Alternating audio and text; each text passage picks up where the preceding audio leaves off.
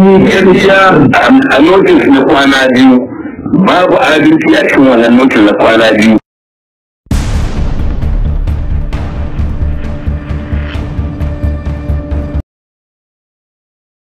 Muhammadu Bawa Umar kuma ni da na Ido Santa. Na'am. To ranka daɗe a matsayinka na shugaba kuma lida a Edo Santara.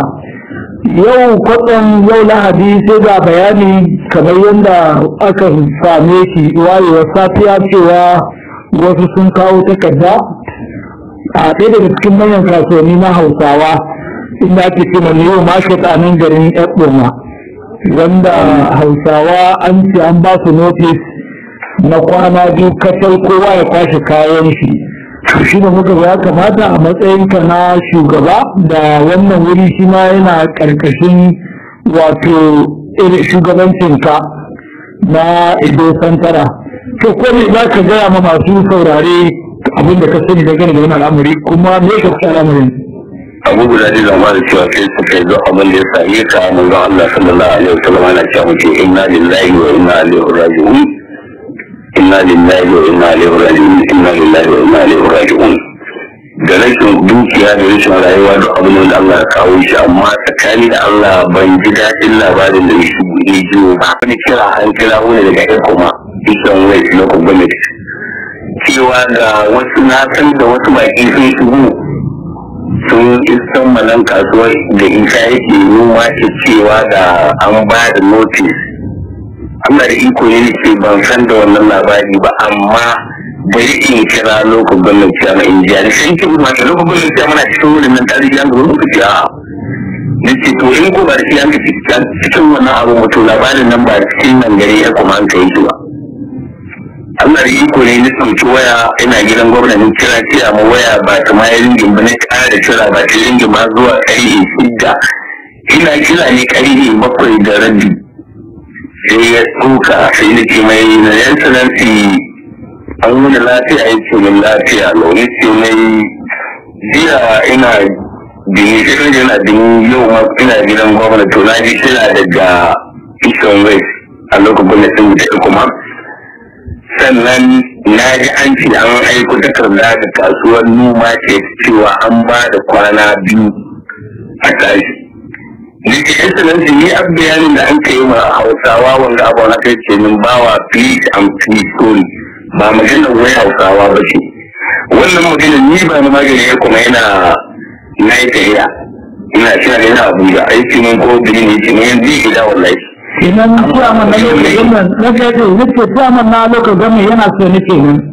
Zai sani shi ma da ina sani amma ba wai shi yayi aikin da shi ma aikin nan daga state ya ce kuma kuma don wannan kaso a ji tana karkashin federal tana kuma state handle dinta. Sai shi magana akan abin da ya shahidiya na waɗanda suka gidi na shaguna wurin da nake magana nake to ya san da yan uwana da kin yan kasa sun yi cikin kudin su nan sai ce min bawa ina nan ina sa ana shara nan gaba da wannan wurin ba ka block bonnet sai ce mai to ai an ce kuma yan kasa na zuwa suna gyarawa yan kasa ɗaya kawuwa ko ko har da Hausawa sai ce ba yan kasa ɗaya yawa ba in an shara in ya zo zai raba wurin na a ba yan kasa nasu to yan kasa nasu da Hausawa nasu sai ce to in kai ya ji kaya abinci amma ka san da an yi asara da ya ga ka yi asara ta makondin kuɗi da a cikin wannan wurin in ban mance ba da girma cewa mai yana da gidan wanka da gwamnan wanda ya buga wani a cikin ruwa wani ba a cikin ruwa ba da kuɗin da an kashe wanda ya kuma yi kashe kuɗi kuma da masallacin mu babban masallaci da an kai na sallar juma'a. Abin ta wai hasashe yana nuna za a yi hasarar kuɗi kusan naira miliyan 50 idan an fi la'akari da kaddarorin da ya da mutane. To kwawo yanzu da haka. Na'am sama da haka. A kuɗi da za a expecting din da za a yi tsakanin masallacin nan. Da nan gidan wanka da bohol din da shi mai girma cewa mai jijin dinki. Da shagunan da an kalli a blue to blue wanda an kai jijin ɗan kaɗai da da blue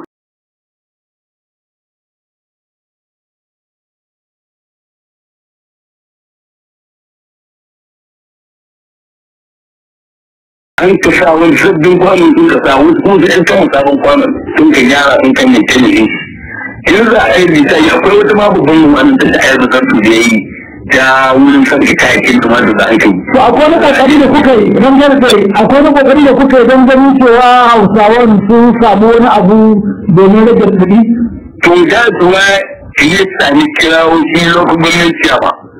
Ya ce ne in ya dawo na cikin in ka dawo ka sanar da ni ka dawo dan in zo in kama in ji yaya za mu yi da waɗanda al'umma saboda an cikin ga lokacin gwamnati in kan wai kuma tuna. Ya ce to in ya dawo zai ke yi dan kare dole in ji an mai ka ko da tattalin gwamnati ai wata gwamnati ta yi alamu da mutanen mu zauna wurin ma kawai sun zo bane da karan kansu ko da masu yi sun kai ba ban mamaki ko ba a ce wai sun ji yaran ce na shekaru da yawa ba amma dai tun da yan kasa ne mu yan Najeriya ne mun ka zauna to ya kamata a duba mana ba wai mun ce mun kai Hausawa ba ba mun daga karshe ne za ka ce dangane da notice sun cewa kwana biyu an ka ba kowa ya kwace kaya ne. Gaskiya a notice na kwana biyu babu adalci a cikin wannan notice na kwana biyu don a son samu ne ko da an san kayan gwamnati ne ta ta umarni da abinta you have right to use it ba ya kamata a ba mu notice din da mun ka gina wurin nan ba shekara ɗaya an ka gina wurin nan ba shekara biyu ba shekara uku ba ni a nuna zari ya kamata a ce an ba mu something like 5 months ko 6 months su mutu in an gyara muna fighting muna zuwa muna ne ce ne don wani wuri. To kenan wannan dai notice din ya tabbata gaskiya ne kenan? To duk da ya kawo ta gyara. Ya tambaya cewa ko da Allah ya sa sun an san mana lambobin mutanen da an sun taɓa da notice din tun da ya ba da kusa kuma ga lokacin sun taɓa da notice din sun taɓa ba a yi ba. Rankan da muna godiya da wannan lokaci da ka ba mu muna ganin za mu ƙara tuntuɓar ka idan akwai bukata nan gaba. Duk da aka yi ina ƙara godiya kuma ina jin zama mutane kowa da kowa a yi hankuri. In Allah ya ji za mu bi kajin abin mu ji ina abin ya biyo ina abin zai tsaya. Dan biyuwa a yi tabka asara yana haka a sa ido a yi kallo a kane mutane ba a yi magana ba. Rashin magana ma kalan kai ne zai cikin zari da shugaban shi. Dan mun kai magana tana ya sama cikin kayan to. In akwai shi wanda za a yi ma adalci. To muna godiya.